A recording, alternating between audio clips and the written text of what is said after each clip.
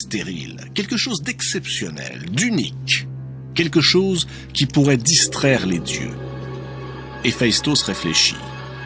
Exceptionnel, unique, facile à dire, mais quoi? Héphaïstos médite longuement, et il lui vient une idée. Il convoque dans son atelier les 12 grands dieux qui résident sur l'Olympe, et leur explique ce qu'il attend d'eux. Mélanger la terre et le feu, ainsi que toutes les substances susceptibles de se combiner. Avec ces éléments primordiaux, ils façonneront des êtres vivants. Certains auront des nageoires, des pattes, des carapaces. On les appellera les animaux. D'autres seront exactement à l'image des dieux. On les appellera les hommes.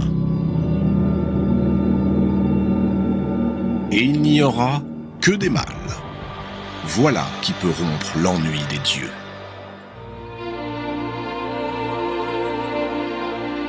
Tout est prêt. Il ne reste qu'à décider des qualités qui seront attribuées aux uns et aux autres, les animaux et les hommes.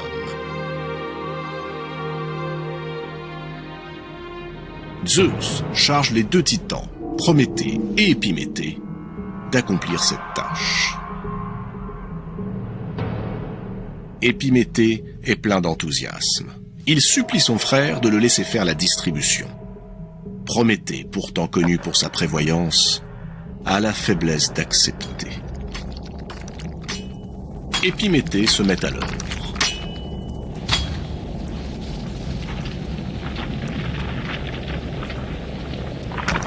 Il dote les uns de la force, les autres de la vitesse. Il offre à certains de longs poils qui les protégeront des intempéries, chausse les autres de sabots, attribue encore à d'autres un cuir massif.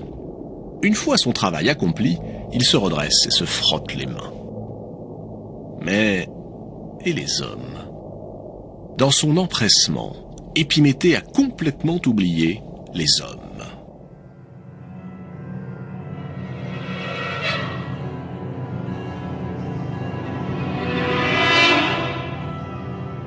Regardez, les voici devant lui, nus, démunis, vulnérables. Le pire, c'est que, ayant dilapidé toutes les ressources accordées par Zeus, Épiméthée n'a plus aucun moyen de réparer son étourderie.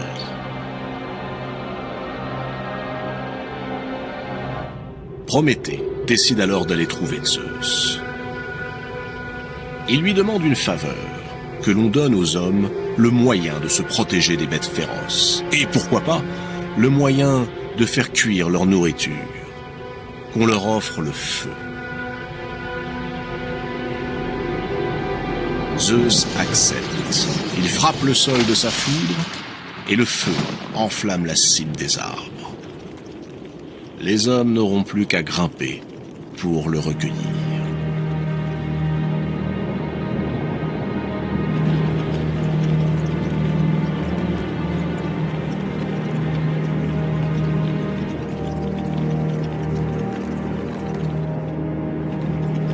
Ce fut l'âge d'or.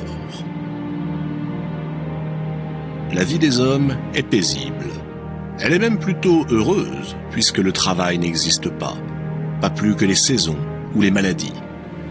Le blé pousse naturellement, sans qu'il soit besoin de le semer. Régulièrement, hommes et dieux se retrouvent pour de somptueux festins.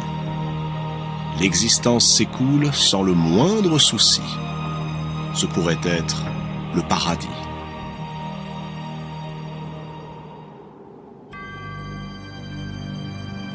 Une seule chose sépare les humains des dieux, l'immortalité. Et encore, à cette époque, les hommes ne meurent pas vraiment. Lorsque le temps est venu, sans fatigue ni souffrance, ils s'endorment, paisiblement. Le dieu du sommeil, Hypnos, les prend avec lui et les emmène dans les vallées verdoyantes du monde souterrain, dans un endroit qu'on appelle les Champs-Élysées.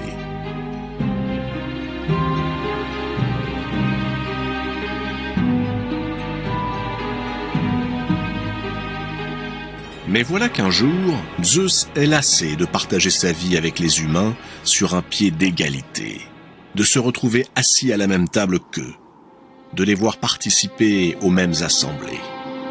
Il est temps, songe-t-il, d'attribuer aux hommes une place précise dans l'univers. Il est temps de mettre un peu d'ordre dans tout ça. Zeus au sommet, les dieux un cran en dessous, et les hommes tout en bas.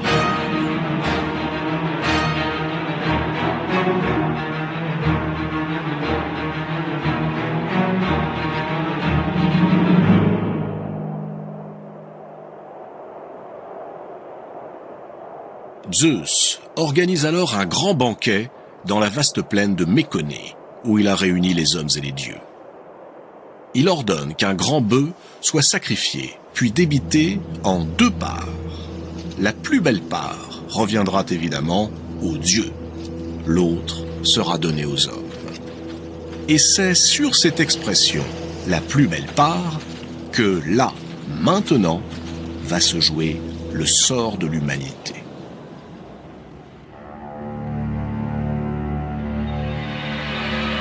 Tous les dieux approuvent la décision de Zeus, sauf Prométhée. Prométhée n'apprécie pas du tout ces nouvelles règles. Il redoute surtout que soient retirés aux hommes les bienfaits dont il les a comblés. Zeus le charge de procéder au sacrifice et à la répartition. Prométhée s'empresse d'accepter, car il vient de prendre sa décision.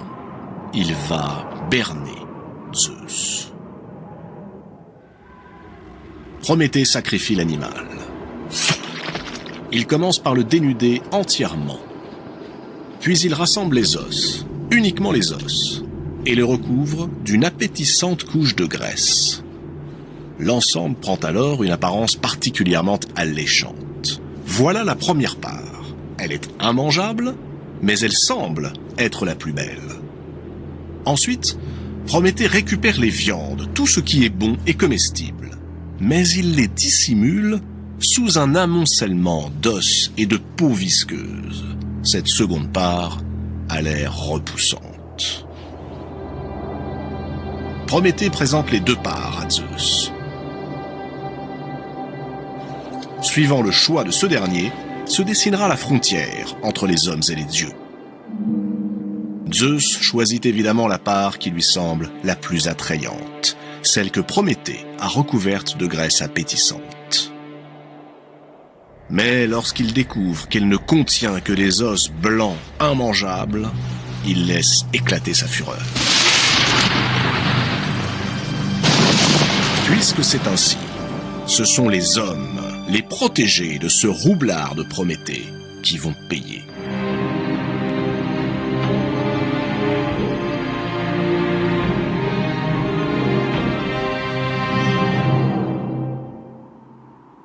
Zeus décide d'abord de leur cacher le blé.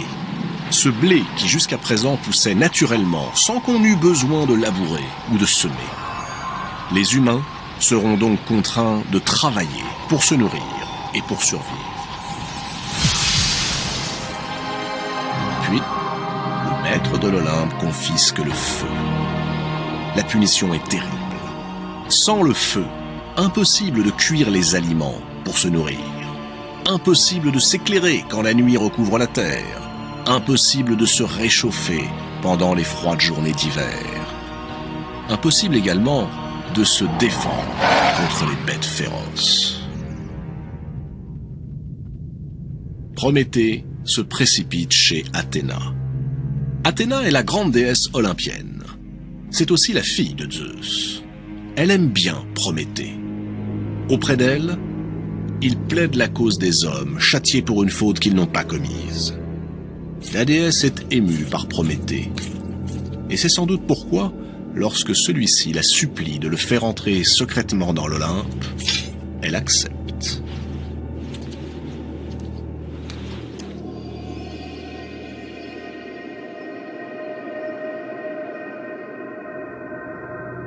C'est donc lui, Prométhée, que nous avons vu s'introduire le plus discrètement possible dans l'enceinte des dieux. C'est lui qui a dérobé un morceau de braise au feu sacré de l'Olympe et l'a glissé dans la tige creuse d'un fenouil. Lui, Prométhée, va offrir le feu aux hommes. Ce nouveau défi au roi de l'Olympe ne peut rester impuni.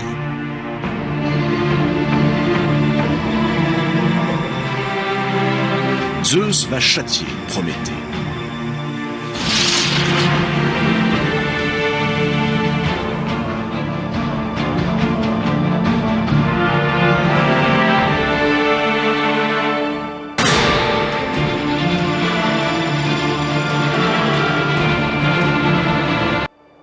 Il convoque à nouveau son fils Héphaïstos. Héphaïstos et les dieux n'avaient créé que des mâles. Zeus lui intime l'ordre de forger une femme en argile, une femme à l'image des déesses. Il faut qu'elle soit non seulement magnifique, époustouflante de beauté, mais dotée de toutes les qualités.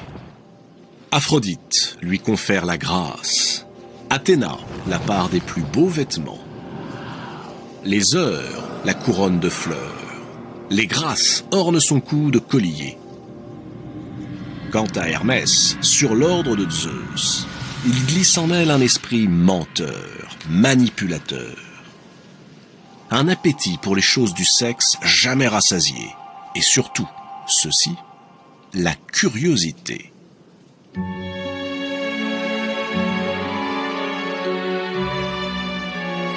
On lui donne le nom de Pandore. Pandore, ce qui signifie don de tous les dieux. La fatale merveille est maintenant prête.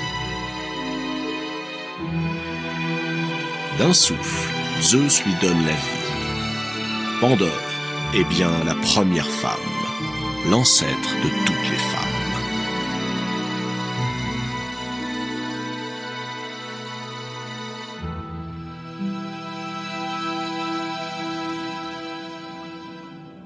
Mais Pandore, c'est surtout le feu que Zeus va introduire auprès des hommes sans qu'il soit besoin d'allumer une flamme.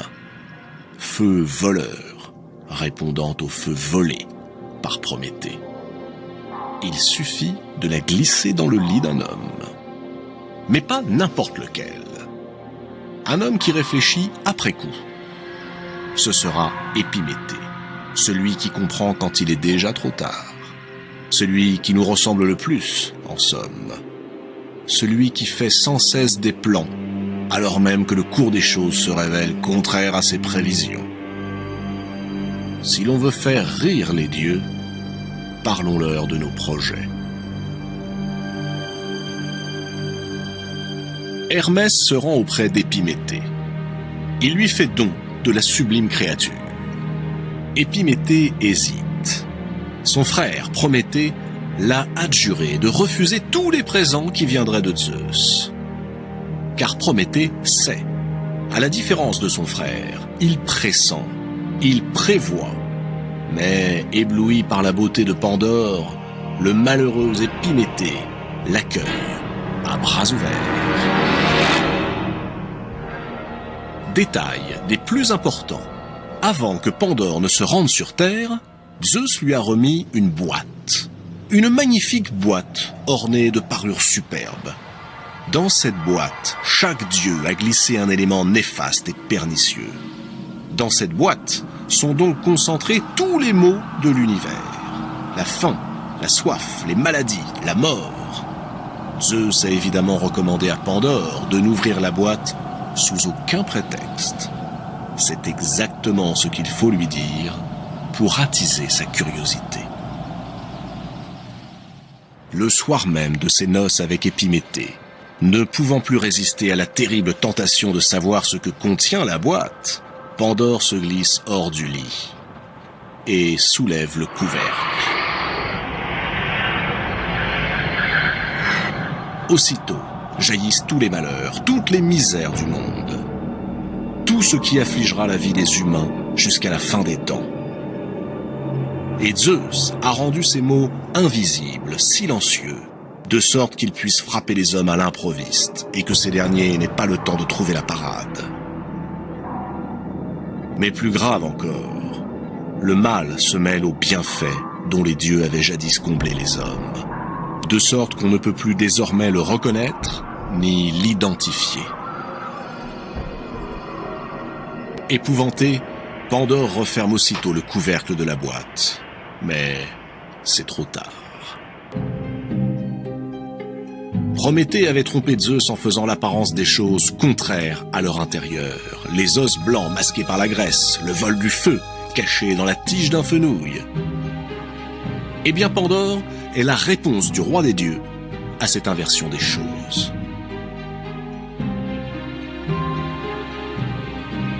Il a caché, sous l'allure magnifique de Pandore, les pires fléaux.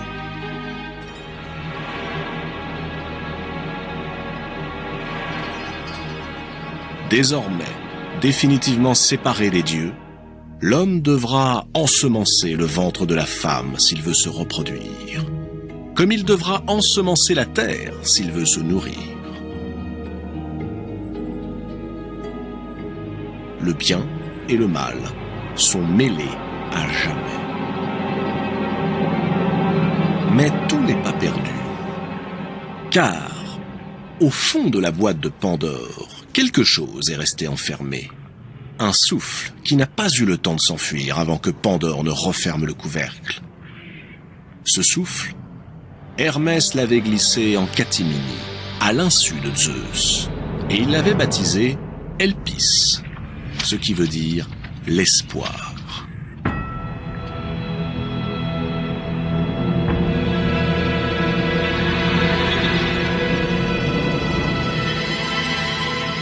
Ainsi, dans les pires tragédies, les humains continueront-ils de croire et d'espérer.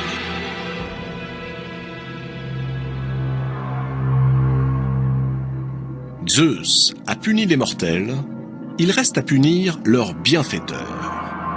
Ce sera de la plus cruelle des manières. Zeus veut faire un exemple.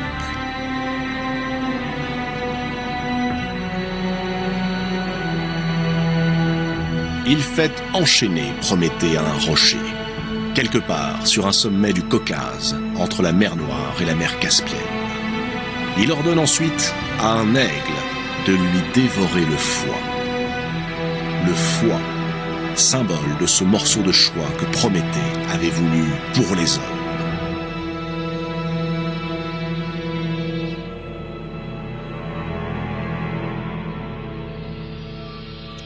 Chaque jour, l'aigle dévore le foie de Prométhée.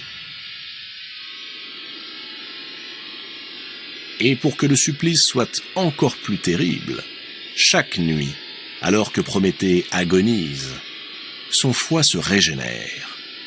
Ainsi le supplice peut-il durer à l'infini.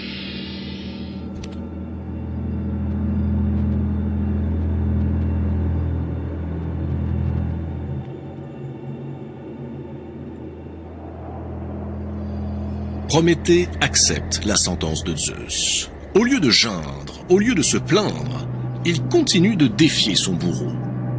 En vérité, Prométhée détient un secret.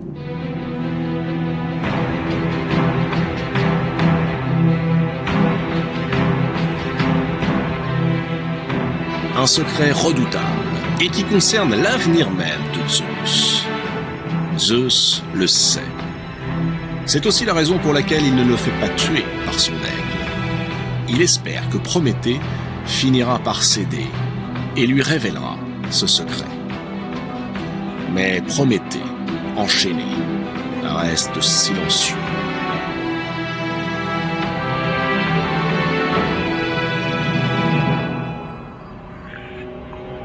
Si Zeus veut savoir, il devra d'abord le libérer.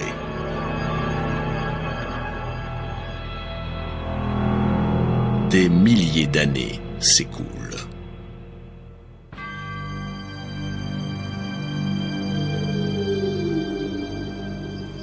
Sur Terre, dieux, demi-dieux et même simples mortels ont accompli de grands exploits.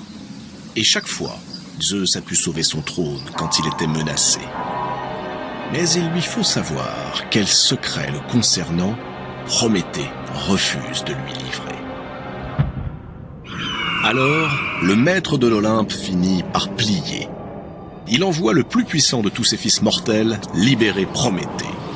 Héraclès tue l'aigle d'une flèche en plein cœur et il rompt les chaînes de Prométhée. Le Titan honore sa promesse et révèle à Zeus le secret dont il est détenteur. Si Zeus vient à épouser Thétis, cette nymphe des mers dont il est tombé si passionnément amoureux, alors elle mettra au monde un fils plus puissant que son père, et qui le détrônera. Zeus, aussitôt, met fin à son entreprise amoureuse et impose à Thétis de s'unir avec un mortel. Prométhée est donc le dieu qui protégea les hommes. Il est aussi la figure du rebelle, du révolté, celui qui nous dit que la contestation du pouvoir est honorable, parfois même nécessaire. Mais il est aussi celui qui nous dit que décider de l'ordre en lui-même est une erreur. Dans sa grande prévoyance, cette pensée avait échappé à Prométhée.